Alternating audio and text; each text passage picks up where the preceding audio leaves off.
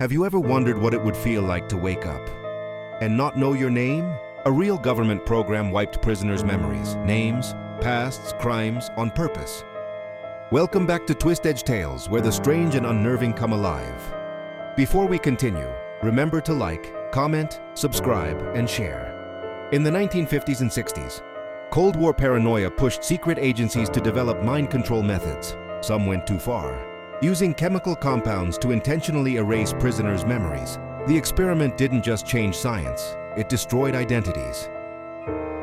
The program began quietly inside a remote federal facility. Officially, it was presented to inmates as a rehabilitation study, a chance to reduce sentences, volunteer for science, and maybe start over. But there was one detail prisoners weren't told. The chemicals being tested weren't meant to rehabilitate. They were made to erase. These compounds targeted the brain's memory encoding centers, disrupting long-term recall. On paper, the goal was to study trauma relief. In reality, internal memos suggested something darker, creating individuals with no past. Individuals who could be shaped, taught, controlled. The earliest trials were small, a handful of selected inmates, each one placed in an isolated observation room, hooked to monitors, and injected with a clear liquid known only in documents as Compound E73. Within hours, subjects reported confusion. By day 2, some forgot their cell numbers. By day 3, they forgot their crimes. And by the end of the week, a few couldn't remember their own. Names without prompting. Doctors noted everything with clinical detachment, even as subjects panicked, begging for reminders, asking for family members they no longer recognized. One report described a prisoner staring at a mirror for nearly an hour, trying to figure out who the stranger was. The experiment went well.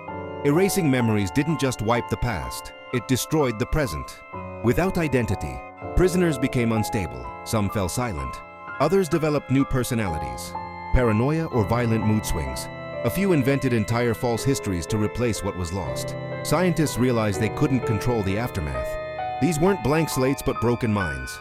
As the lead chemist wrote, identity is the structure. Remove it and everything collapses. When funding issues arise, the program shut down instantly. Files were destroyed, and staff were reassigned or bound by NDAs. Most prisoners were transferred and labeled mentally unfit. Their histories buried and families kept uninformed.